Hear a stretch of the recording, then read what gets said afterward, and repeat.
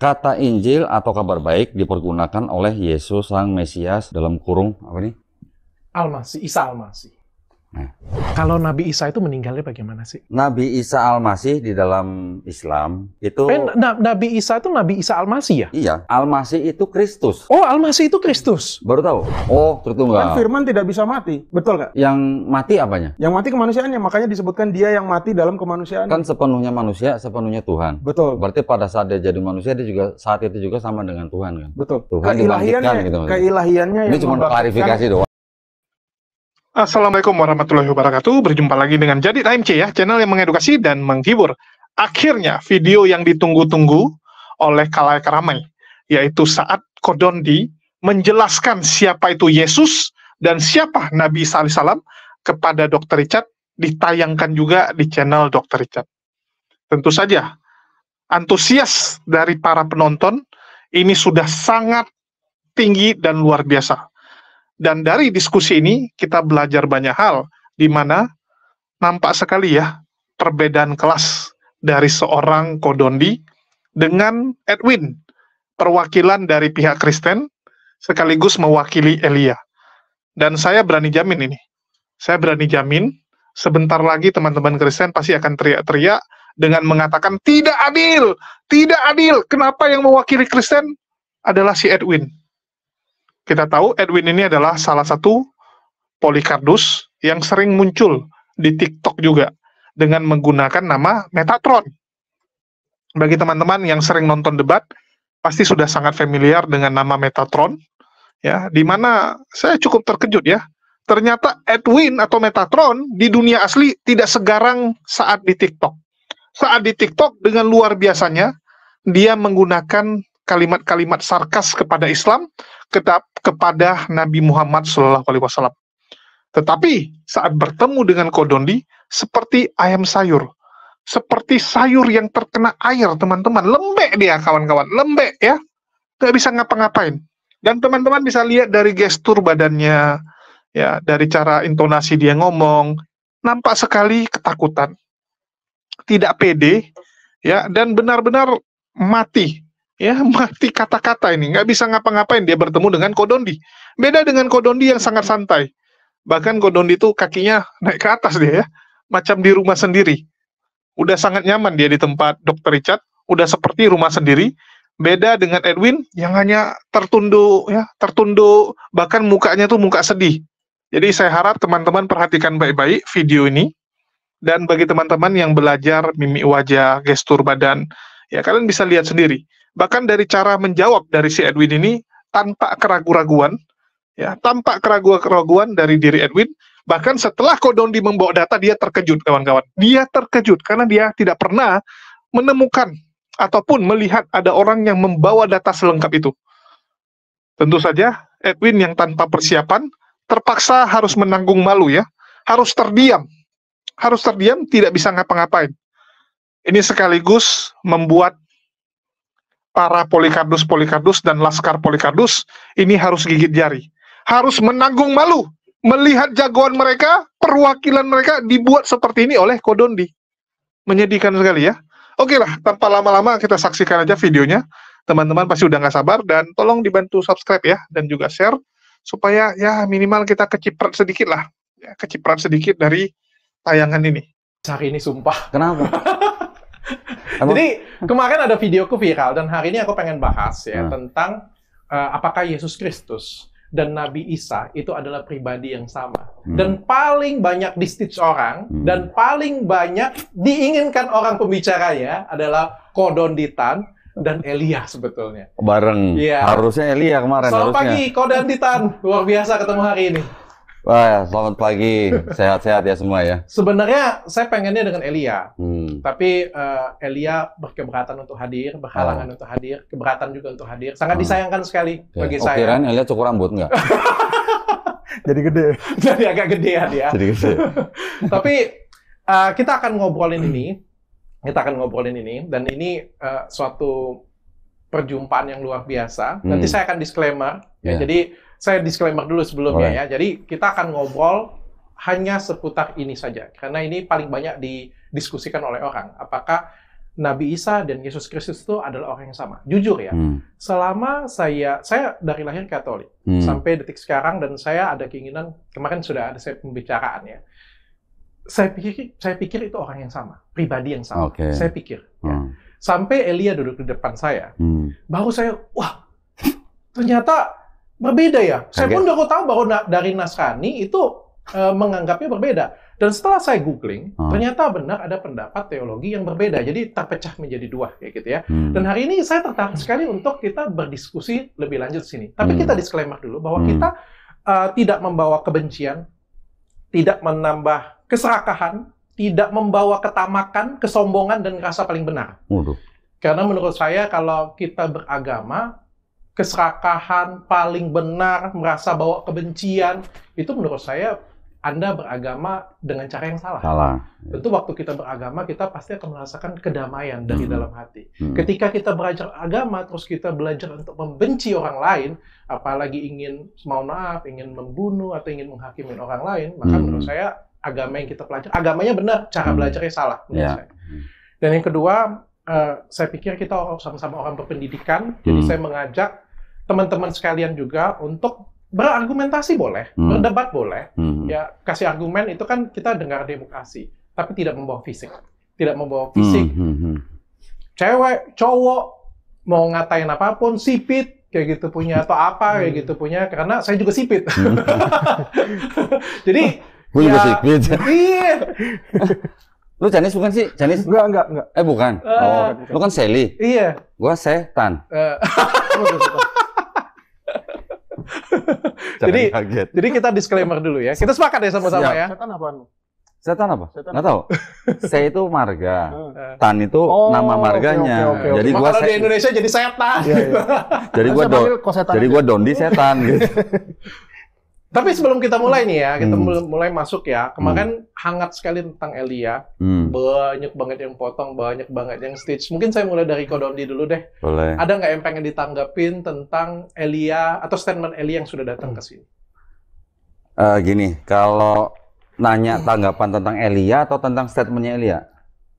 Elia dan statementnya boleh silakan. Kalau untuk Elia saya nggak ada apa namanya, istilahnya kita di dalam Yayasan Pembina Mualaf, saya kan bergabung di Yayasan Pembina Mualaf atau HIT ya, pusat di Surabaya. Kita memang visi misi kita memang selain membina mualaf, kita juga melakukan misi melalui perang pemikiran. Tapi perang pemikiran ini kita berdasarkan daripada perintah di dalam Islam juga. Jadi kita dilarang berdebat dengan orang lain, terutama dengan ahli kitab, kecuali dengan cara yang paling baik. Nah, cara yang paling baik itu seperti apa? Cara yang paling baik adalah kita tidak menyerang pribadi orang. Setuju. Ya, kita tidak menista, menghujat pribadi daripada orangnya. Yang kita boleh injak-injak, dalam arti ini, yang kita boleh injak-injak statementnya atau argumennya. Tapi orang kita harus tetap bisa berteman. Setuju. Walaupun kita lawan debat, walaupun kita berperang pemikiran, tapi kita harus tetap menjaga persatuan dan kesatuan NKRI. Setuju. Fisik juga nggak boleh ya? Hah? Fisik juga nggak boleh? Nggak boleh. Nggak boleh. Kita menghina fisik orang aja nggak boleh. Oke. Jadi kalau misalnya tadi Dr. Richard nanya tentang statement Elia aja ya. Saya kan bawa nih alat peraga nih. Nanti kita bisa lihat sama-sama gitu ya. Bentar ya. Ini saya ada bawa sedikit Bible. Nah, ini ada dua. Namanya sama-sama Kitab Suci Injil. Oke? Penerbitnya Lembaga Alkitab Indonesia. Familiar dong? Familiar. 2004 ya.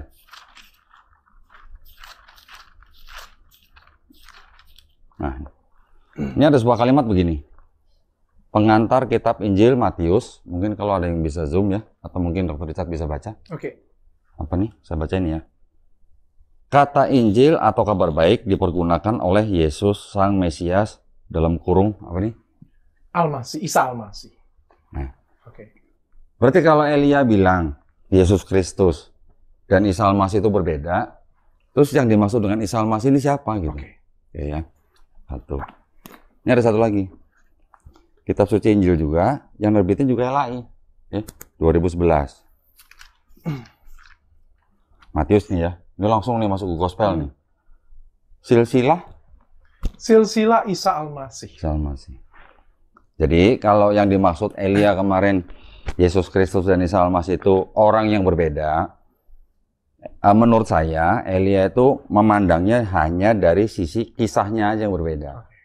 Kemudian dari perspektifnya yang berbeda. Perspektif Kristen menganggap Yesus Kristus adalah Tuhan. Tetapi juga Kristen di Timur Tengah juga kenal yang namanya Isa Al-Masih. Juga dianggap Tuhan juga gitu. Nah, Islam di seluruh dunia, kita juga kenal yang namanya Isa Al-Masih sebagai Nabi utusan Allah. Tetapi juga di dalam Quran terjemahan bahasa Inggris, itu juga ada kata Jesus. Nah, ada? Ada. Sayang saya nggak bawa. Ada. Jadi orang Islam juga tidak alergi dengan kata Jesus. Ya. Tahan sampai di sini, karena ini pertanyaan selanjutnya sebenarnya. Anda sudah menjawab pertanyaan selanjutnya. Oh gitu. Iya, nanti saya akan kasih waktu lebih panjang lebar untuk menjelaskan ini. Karena saya lebih ke Elia-nya dulu sebentar. Ini belum masuk ke inti, tapi Kodondi sudah masuk ke inti. Aku sudah ditanya, jawab tuh. Ternyata mau menanggapi statement itu. Saya lempar ke Mas Edwin. Ini adalah orang teman dari Elia yang diminta Elia untuk mewakilin beliau. Oh gitu. Ini adalah apologet Edwin. Mungkin ada statement atau ada komentar tentang Elia yang tentang datang ke sini? Ya dok, saya sebagai temannya Elia, ya memang karena berhalangan saya menggantikannya. Jadi saya pertama-tama mesti meluruskan dulu. Kami ini sebenarnya siapa? Kami ini sebetulnya hanyalah komunitas yang merupakan disebut apologet. Apologet ini istilah dari Alkitab. Di Alkitab itu ada ayat dalam 1 Petrus 3 ayat 15, di mana kita sebagai seorang Kristen harus bisa memberi pertanggungan jawab terhadap orang yang menanyakan tentang iman kekristenan itu sendiri. Karena orang itu juga butuh akan pengharapan dan kita harus menjelaskannya dengan lemah lembut dan penuh hormat. Sehingga teman saya Elia waktu itu bisa hadir di sini dan menjelaskan. Memang waktu itu topiknya dari sudut pandang Kristen ya. Kristen bukan Nasrani sebenarnya dok. Itu judulnya dok sebetulnya mesti agak dikoreksi. Ya. Karena mohon maaf. Beda ya. Nggak apa-apa, santai, tenang aja. Jadi kalau baca di dalam Kisah Para Rasul 24 ayat 5, itu ada sekte sendiri yang namanya Nasrani. Ya. Jadi Kristen sama Nasrani berbeda. Mereka sama-sama aliran dari Judaisme atau Yahudi yang percaya dengan Yesus, tapi bedanya Nasrani ini tidak menganggap Yesus itu sebagai Allah atau firman Allah, tapi hanya nabi saja. Sementara Kristen ini menganggap sebagai nabi, imam, raja, dan firman Allah itu sendiri, yaitu Tuhan. Nah, sehingga waktu itu pendapat dari teman saya Elia ya dari sudut pandang dia. Cuma kalau dok mempertanyakan pendapat saya, secara pribadi saya agak sedikit kecewa dok sebenarnya. Kenapa? Karena sebenarnya itu edukatif ya, tapi ada beberapa orang-orang di luar sana mungkin di dunia maya agak kurang meresponnya, itu kurang asertif menurut saya. Jadi malah yang diserang itu ibaratnya fisik. Ya tadi kita udah bilang ya. Fisik Elia, terus masalah di luar. Jadi kalau kita istilahnya dalam dunia debat itu ad hominem. Itu kan sebetulnya tidak fair. Baik tadi katanya Kodondi maupun di Alkitab kan harus dengan hormat dan rendah hati. Jadi nggak semestinya kita meladeni atau merespon dari statement dari teman kami yang mempertanggungjawabkan imannya itu sendiri dengan fisik. Karena tidak menutup kemungkinan ini nanti rekaman ini muncul ke media sosial, saya juga dihina, saya botak contohnya. Kodondi sipit tadi. Saya juga sipit. Ya. Elia nanti dihina, ya nggak semestinya seperti itu. Kita tetap harus asertif dan objektif sih. Saya paham. Saya paham dan saya sepakat. Artinya dua-duanya sepakat ya bahwa kita berdiskusi adabnya adalah argumentasi, keilmuan, tapi bukan mas kayak gitu punya. Itu menurut saya sangat tidak baik ya. Dan menurut saya dari awal artinya kamu tidak mampu berdebat dengan baik ya artinya ya. Dan supaya kita sama-sama indah, jadi hari ini kita tidak berdebat. Hari ini kita berdiskusi. Dan ilmu saya tentang agama ini cetek, kecil banget. Baik. Bukannya PhD? Iya, PhD saya kagak agama. Kan filosofi kan? Jadi dua-duanya mohon berikan saya pencerahan. Oke.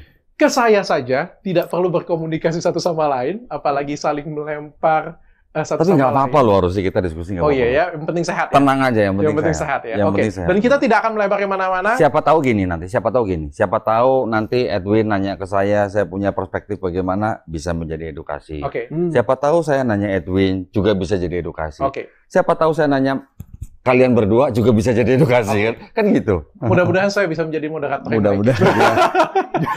Jadi debat ini, aduh. Oke, saya mulai ya. Enggak ada yang debat. Kita diskusi semua sama-sama. Diskusi Kita aja, diskusi diskusi sama-sama. aja. Dan kita Santai tidak aja. akan melebar dari apakah Tuhan Yesus Kristus itu sama pribadinya dengan Nabi Isa. Oke.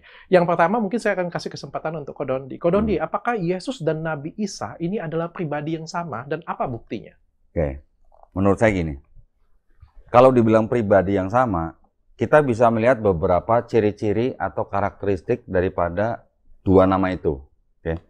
Kita tahu di dalam bahasa Ibrani orang yang dimaksud itu namanya Yosua atau Yesua. Oke. Namanya transliterasi atau paralelisasi. Contoh lah misalnya. Katanya nih ya, orang Sunda nggak bisa ngomong F katanya. Kata orang Sunda apa? Enggak, itu fitnah katanya. Lidah orang, lidah bangsa kan beda-beda. Yes. Ya. Jadi kalau orang Yunani mengatakan atau mengucapkan dengan sebutan Yosua atau Yesua, di Aramaik itu bisa disebut dengan Iso. Oh. Oke. Oke. Bahasa Aramaik. Oke. Orang Aramaik. Ada Suryani Timur, ada Suryani Barat ya? Betul ya? Kalau yang Suryani Barat, kalau nggak salah Yesu ya? Yesu. Nah, betul kan? Oke. Ada Aramaik, ya kan? Ada utara, ada timur. Terus Arab mengucapkan atau melafazkannya Iso itu dengan Isa. Oke. Orang Yunani di belakang namanya mereka kebanyakan pakai us gitu. Ya kan? Engkus gitu sih. Paulus gitu. Ya kalau kayak di Jepang ya, kayak gitu punya Dondi-chan kayak gitu Nah, ya, Richard bisa Chan kayak begitu. gitu ya. Jadi kalau Iso menjadi Isus. Itu asalnya. Oke. Nah, terus kemudian dari Isus bahasa Yunani sama bahasa Latin ini kan sebenarnya juga serupa gitu lah ya. Dari Isus, nanti tulisan Latinnya juga begitu, dibacanya Isus. Oke. Baru kira-kira tahun 1524, seorang ahli tata bahasa Itali, itu menemukan huruf J. Ya. Baru dari Isus, dari huruf Latin, menjadi Jesus. Oh, oke. Diketemukan huruf J-nya baru di abad ke-16, 1524. Kira-kira 100 tahun lebih, Bible pertama itu yang baru mencantumkan nama Jesus itu baru di tahun kira-kira 1750-an. Itu baru ada kata-kata Jesus tuh. 18 abad setelah tahun Masehi. Nah, baru ke Indonesia kira-kira abad 19, abad 18, 19. Baru ada kata Yesus. Nanti kalau di Cina apa? Yesu gitu. Oh, oke. Di Korea orang ngomong lain lagi. Jadi setiap negara mengucapkan kata itu memang berbeda. Itu dari sisi nama ya. Memang kalau yang namanya nama itu nggak boleh ditranslate, nggak boleh terjemahin. Kalau nama Richard, kalau di Amerika ya sama juga Richard kan. Tapi kan belum tentu orang Jawa ngomong Richardnya dengan orang Amerika ngomongnya sama gitu. Pelafalannya bisa berbeda. Iya. Nah, selain itu kita juga melihat dari ciri-cirinya. Yang disebut dengan Yesus atau Isa punya ibu yang namanya siapa? Kalau di Katolik namanya Maria dan Yusuf. Maria. Koreksi saya ibunya, kalau saya salah. Ibunya, Maria dan Yusuf ya. Bahasa Arabnya Maryam. Oke. Ada nggak Bible yang pakai kata Maryam? Ada. Nggak tahu saya. Ada. Mau lihat? Ya, nggak usah. Oh, nggak usah. Saya percaya di sini. Jadi Maryam tuh sama. Oke. Sekarang saya tanya, kalau Peter sama Petrus sama nggak? Bisa Sama, bantu. sama. Dia bisa bantu nih. Oke. Sama Butrus sama nggak? Hah? Sama Butrus? Butrus beda. Kok bisa beda? Butrus. Butrus. Petrus Simon maksudnya. Mungkin itu bukan bahasa Yunani. Tapi saya nggak tahu ya. Terus kalau yang namanya Andreas, kalau di bahasa Bible-nya Andrew. Andreas kan, sorry. Jadi kebalik. Kalau bahasa Yunaninya Andreas, di bahasa Bible-nya tuh Andrew. Bahasa Inggris ya. Ini antara bahasa Inggris dengan bahasa Yunani atau Latin. Oke. Kalau James, di sini ya jadi apa? Yakobus. Oh. Sama apa beda? Berarti sama ya? Yang dimaksud sama. Oke. Nah, terus ada lagi misalnya John di Inggris. Di sini apa? Yohanes. Oke. Gitu. Jadi itu hanya paralelisasi nama gitu. Oke. Tapi yang dimaksud orangnya sama nggak? Sama. Oke. Begitu juga dengan Yesus dan Isa. Ibunya sama, Maria atau Maryam. Oke. Terus kemudian di Bible juga, di Quran juga diceritakan Yesus atau Isa itu diutus hanya untuk Bani Israel. Betul? Iya. Betul. Ciri-cirinya sama kan? Lahir tanpa ayah kandung. Betul? Iya, betul. Kalau Yusuf kan bukan ayah kandung. Di Bible juga begitu ceritanya. Jadi ciri-cirinya sama. Terus kemudian Yesus dan Isa itu ciri-cirinya satu lagi. Dia datang bukan untuk meniadakan hukum Taurat. Oke. Ya. Sama kan? Sama, menggenapi. Jadi udah banyak tuh ciri-ciri yang sama tuh. Oke. Jadi hanya karena di dalam perspektif Kristen yang menganggap atau menyembah Yesus sebagai Tuhan, terus di perspektifnya Islam menganggap bahwa Isa itu hanya nabi utusan Allah. Oke. Perspektif yang berbeda. Perspektif yang berbeda, tapi pribadinya sama. Iya. Oke. Saya akan lempar ke Mas Edwin. Mas Edwin, apakah Yesus Kristus dan Nabi Isa ini adalah pribadi yang sama dan apa buktinya? Oke, makasih dok. Kalau dari sudut pandang pribadi saya membaca kitab suci, kami hanya berpegang teguh pada ajaran Rasul, murid Yesus itu sendiri. Jadi di dalam kitab kami 2 Tesalonika 2 ayat 15 itu disebutkan bahwa berpeganglah teguh pada ajaran yang kami bawa, baik secara lisan maupun tulisan. Dan para rasul itu juga mengatakan di dalam 1 Korintus 11, apabila ada orang yang membawa berita atau Yesus yang lain, di Galatia 6 ayat 1-8 dan 9, maka terkutuklah dia. Itu kata para rasul, bukan kata saya. Sehingga yang saya imani di dalam sebagai seorang Kristen, ya Yesus itu adalah Yesus yang diceritakan para rasul kami, yang ternyata bisa terverifikasi oleh sejarah. Jadi menurut saya ini masalahnya jati diri. Mungkin sama seperti kata dokter tadi, ada nama-nama lain misalnya Tan jadi Chan. Mungkin emang bisa ada fonetik korespondensi. Ada perubahan orang misalnya di Rusia sana namanya Jatmikov, di Indonesia namanya Jatmiko. Gitu. Tapi kita yang kenal tuh jati dirinya itu. Jati diri dia ini siapa sih gitu. Dia tinggal di mana? Lahirnya kapan? Keluarganya siapa? Silsilahnya. Terus apa yang dia ajarkan? Mesti detail. Kalau kita tidak bisa lebih detail daripada kompetitor istilahnya gitu. Artinya tidak mungkin ada dua sosok yang sama pada zaman yang sama. Berarti ada yang asli, ada yang palsu. Gitu. Kalau menurut saya sih begitu. Jawaban Anda masih menggantung. Jadi apakah pribadi orang yang sama atau yang berbeda? Berbeda. Oke. Ini Nabi Isa apakah punya murid? Berapa orang muridnya dan siapa saja namanya? Murid-murid Nabi Isa Al-Masih di dalam Islam kita kenal dengan kalangan Hawariyun. Ya. Kalau nama-namanya kita memang mengikuti daripada Israiliyat, nama-nama yang kurang lebih yang disebutkan dalam bahasa Arabnya ya kurang lebih namanya tuh mirip dengan nama-nama yang di dalam Bible. Siapa saja? Tetapi itu tidak disebutkan di dalam Quran.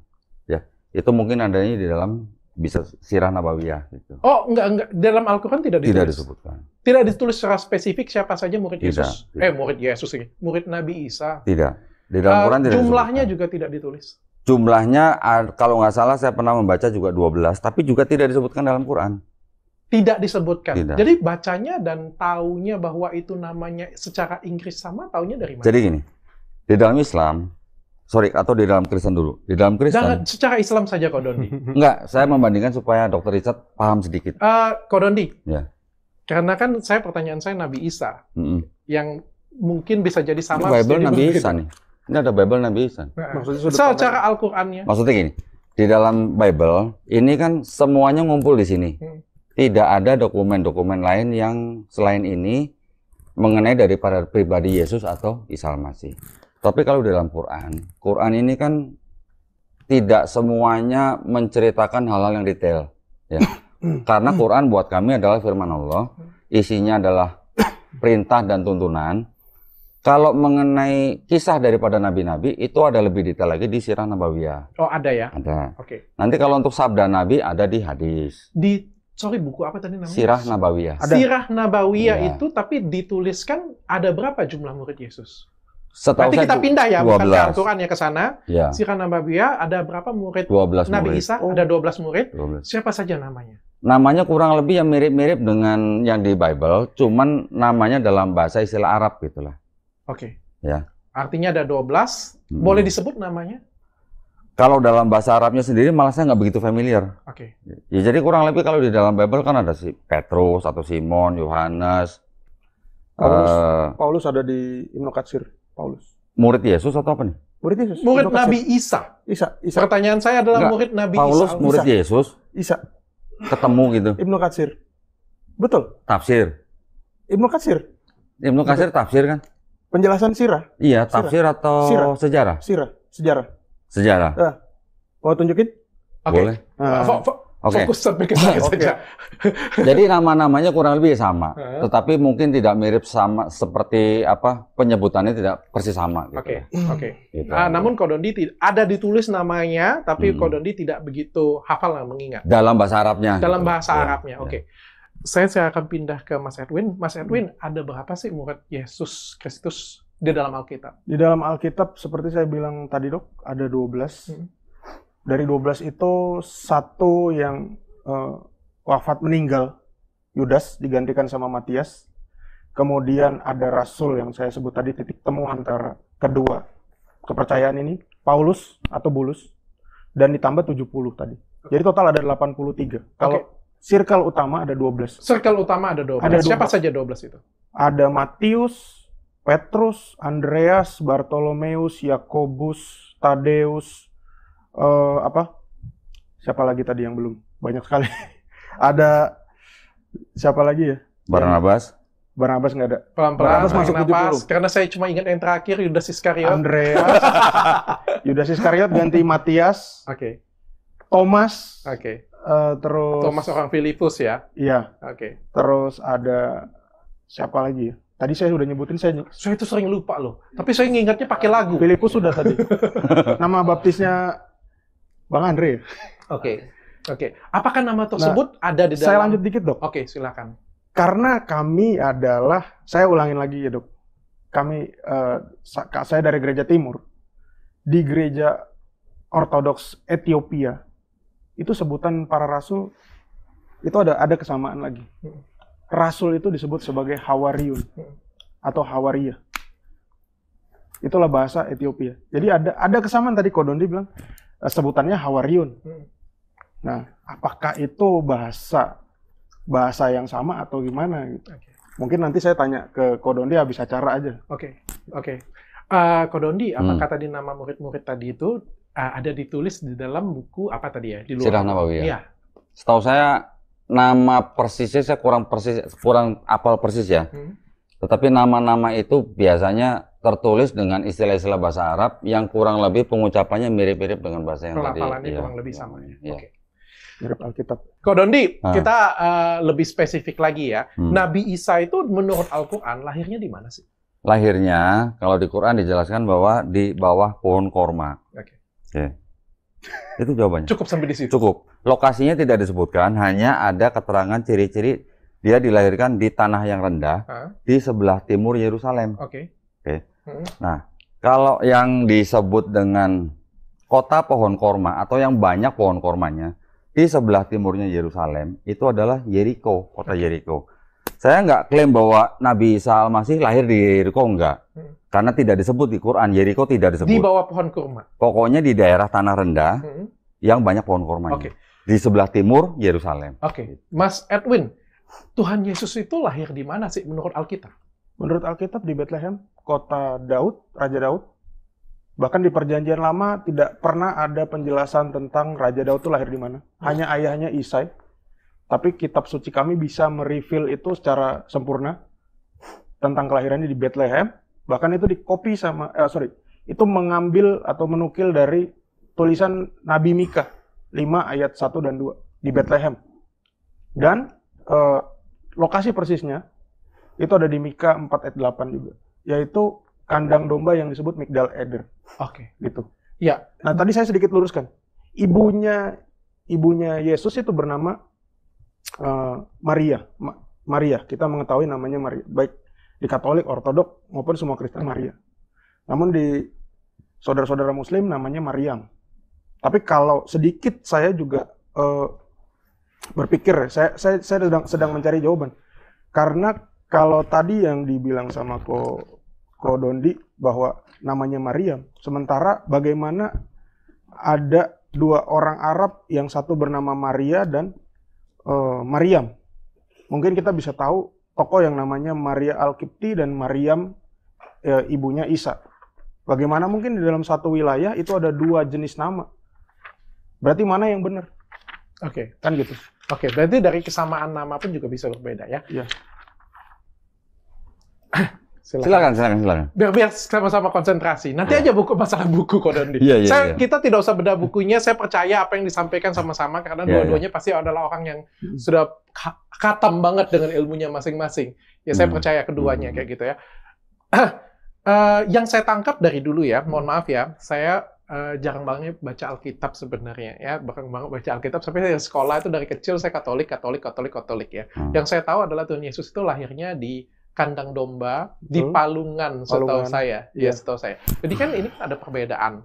Yang satu di pohon kurma, satunya lagi di kandang domba. Saya mungkin akan tanya dengan Ko Dondi dulu. Mungkinkah kandang domba di sebelahnya ada pohon kurma? Jadi perspektifnya bisa jadi sama. Sepertinya tidak. Tidak. Seperti tidak. Tidak. Tapi ngomong-ngomong, sorry, di Bible sendiri di keempat gospel tidak ada kata-kata kandang domba. Jadi bisa bilang kandang domba dari mana? Sejujurnya, saya sudah mendengar statement itu, dan sebelum kita melakukan diskusi ini, saya juga melakukan riset pribadi, dan saya juga terkejut.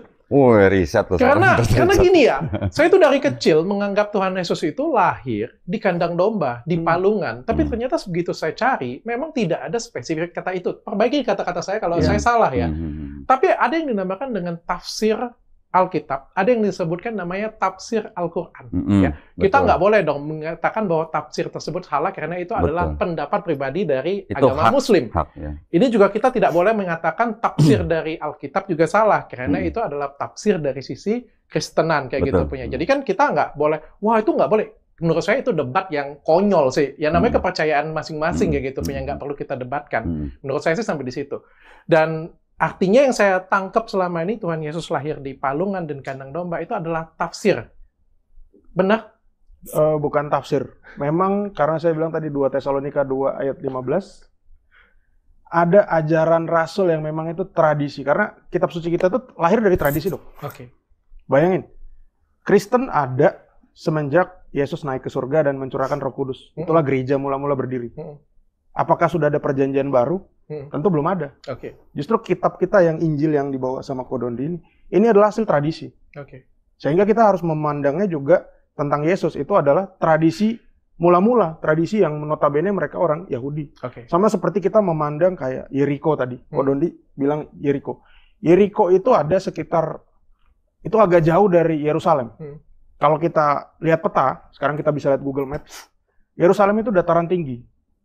Dataran tinggi yang mungkin sekitar 200, koreksi kalau saya salah ya, sekitar 200 meter di atas permukaan laut. Sementara Yeriko itu dataran rendah, tadi Ko Dondi juga bilang dataran rendah ya. Nah Bethlehem sama Yerusalem itu cuma sekitar hampir 2 km, kurang dari 2 km. Nah pertanyaannya apakah kurma bisa tumbuh di dataran tinggi? Menurut Anda mungkin nggak? Tidak bisa. Mungkin nggak? Palungan, kandang domba, sampingnya pohon kurma? Tidak mungkin. Tidak mungkin, cukup bahkan, sampai di sana. Saya mau nambahin sih. Apa yang mau ditambahkan? Yang mau saya tambahkan, di situ ada malaikat yang memberikan kabar kepada gembala. Kalau kami mungkin di ajaran Katolik juga ya, di Ortodoks disebutkan ajaran kenapa yang disampaikan oleh malaikat itu adalah para gembala. Pertanyaannya itu, kalau kita pakai sudut pandang orang Indonesia, gembala kambing, gembala domba, kita kan pasti ngeliat kayak yang di pinggir jalan pakai kaos partai, Dok. Pakai kaos partai atau ya lusuh lah ya. Maaf katanya begitu. Tapi kalau kita melihat dari contohnya di Lukas dikatakan hari ini telah lahir bagimu Yesus Kristus Tuhan di kota Daud. Dan gembala-gembala itu diberi informasi oleh para malaikat. Kenapa gembala itu yang jadi target utama pemberi informasi dari malaikat? Karena mereka gembala itu adalah imam-imam yang bertugas di Migdal Eder itu. Karena imam-imam setiap hari harus mengorbankan domba, dan dombanya tidak boleh bercacat celah. Ada codetnya di sini atau enggak, tangannya mungkin kejepit pickup gitu, atau kukunya lepas, nggak bisa. Kakinya kali, masa tangannya. Ya kakinya, ya apa, pokoknya kecacatan terus dijadikan korban di atas mezbah, itu nggak baik menurut kitab Taurat. Jadi gembala itu harus bertanggung jawab untuk memberikan persembahan sempurna. Jadi domba-domba yang sempurna gitu dong. Ko Dondi, kalau Nabi Isa itu dalam Al-Quran adalah Yesus, apakah ada nggak sih dalam Al-Quran itu nama Yesus disebut dalam Al-Quran? Tadi saya bilang, Quran terjemahan bahasa Inggris, ada Jesus. Ada. Atau di handphone ada di handphone. Ko Dondi, ya. Kalau Nabi Isa itu meninggalnya bagaimana sih? Nabi Isa Al-Masih di dalam Islam, itu... Nabi Isa itu Nabi Isa Al-Masih ya? Iya, Al-Masih itu Kristus. Oh, Al-Masih itu Kristus? Baru tahu? Iya, mohon maaf lah ya. Artinya apa, Al-Masih? Al-Masih kalau dia, perspektifnya berbeda nih. Jadi kalau di dalam Kristen, Kristus itu adalah yang diurapi. Ya. Yang kalau di Islam, kita memahami Al-Masih itu dengan mengusap. Gitu. Kalau di Islam mengusap, kalau di Kristen artinya? Yang diurapi. Yang diurapi. Ya. Nah, berbeda itu ya? Sebenarnya kurang lebih hampir sama. Ya. Kurang lebih ya hampir sama. Tetapi perspektifnya itu yang agak berbeda sedikit. Jadi kalau Nabi Isa Al-Masih di dalam Islam dipercaya dia disebut Al-Masih karena dia banyak membuat mukjizat dengan menyembuhkan orang. Oh, banyak buat mukjizat. Banyak menyembuhkan orang dengan cara mengusap. Termasuk membangkitkan orang mati. Ada juga. Ada. Nabi Isa membangkitkan orang mati. Tidak disebut diusapnya, tetapi membuat mukjizat atas izin Allah. Membangkitkan orang mati. Bagaimana Nabi Isa meninggal? Nah, di dalam Islam tidak diceritakan Nabi Isa meninggal, tetapi diselamatkan. Diselamatkan dalam arti pada waktu beliau sedang dikejar-kejar oleh tentara Romawi, diselamatkan dengan cara apa? Diangkat langsung ke langit. Gitu. Oh, lagi dikejar tentara Romawi, lalu diangkat ke langit. Ada sebuah tafsir. Ya, ada sebuah tafsir bahwa pada saat beliau sedang dikejar, beliau sedang di dalam suatu ruangan beserta murid-muridnya. Kemudian beliau menawarkan, ini tafsir ini ya, menawarkan kepada murid-muridnya siapa yang ingin menggantikan beliau. Ada satu murid yang paling muda mengajukan diri, ditolak. Tanya lagi siapa yang lain. Murid yang muda ini juga mengajukan kedua kalinya, ditolak lagi. Sampai ketiga kali baru akhirnya dia diterima untuk menjadi orang yang diserupakan dengan Nabi Isa Al-Masih. Namanya tidak disebut. Bukan tidak disebut. Bukan. Itu tafsir. Teman-teman sudah lihat ya bagaimana gestur dan juga mimik wajah dari si Edwin. Dan bagaimana Dr. Richard ya, bagaimana ekspresi Dr. Richard saat menjelaskan penjelasan Ko Dondi dibandingkan penjelasan Edwin. Kalian bisa lihat, kira-kira Dr. Richard lebih percaya sama siapa? Kalian yang nilai sendiri. Ya, bagi teman-teman Kristen, cobalah kalian menelaah apakah yang disampaikan Ko Dondi itu adalah fakta atau kalian juga punya argumen yang berbeda. Kalian punya pendapat yang berbeda, silahkan bantah Ko Dondi. Ko Dondi sangat terbuka untuk diskusi dan sampai sekarang masih menunggu pendeta-pendeta, doktor-doktor teologi untuk berdebat ya, berdebat secara langsung. Kalau si Edwin ini ya diajak juga sama Ko Dondi, tapi ternyata dia bukan pendeta, dia langsung ngaku, saya enggak lah. Ya, si Edwinnya langsung angkat tangan, langsung menyerah duluan. Otomatis terpaksa kita harus cari yang lain ini. Apakah di sini ada teman-teman Kristen yang berani berdiskusi? Silakan tantang Ko Dondi. Dan kalian bisa melihat Edwin tuh tertunduk saja ya. Wajahnya cuma tunduk ke bawah. Ya, kalau nggak percaya silakan nonton ulang. Dan ini kita belum full kan videonya. Kita akan upload sebentar lagi yang video kedua. Harap dimaklum ya, karena videonya sangat panjang. Jadi kita potong-potong lah. Jadi beberapa bagian. Harap dimaklumi. Tetapi dari video ini kan kalian sudah lihat bagaimana gestur dari si Edwin ini yang benar-benar tertekan sekali. Ya, nampak sangat tertekan sekali. Dan bagaimana PD-nya Ko Dondi dalam menjelaskan, karena Ko Dondi bawa data, semua, bukan asumsi. Beda sama Edwin yang hanya bawa asumsi, yang dia pun sebenarnya terpaksa datang, lantaran si Elia sudah terlanjur janji dengan Dr. Richard. Elia udah terlanjur janji, tiba-tiba dia kabur, tiba-tiba dia batalkan, ya, 1 hari sebelum hari H. Dan supaya ada tumbalnya, ya Edwin lah. Si Edwin ini jadi tumbalnya Elia. Kasihan juga ya. Jadi tumbal Tumbal ini bukan tumbal penghapus dosa ini. Tumbal untuk ya dibacok atau dihajar oleh Kodondi ini. Ya, jadi tumbal dalam menghadapi Kodondi. Kasihan juga si Erwin ini. Saya kadang-kadang miris juga lihat teman-teman ini yang suka sekali mengorbankan temannya. Kita bisa lihat di Polikardus itu saling mengorbankan tuh hal yang biasa. Si A akan korbankan si B demi mendapatkan domba-domba mereka. Nah, memang biasalah kalau mereka itu ya. Jadi itu aja yang bisa saya tampilkan. Nanti kita akan upload sebentar lagi. Simak terus dan mohon dibantu subscribe ya. Tambah-tambah view lah dari tempat kita. Makasih buat teman-teman semua. Di akhir kata saya ucapkan wassalamualaikum warahmatullahi wabarakatuh. Sampai jumpa di konten-konten kita berikutnya.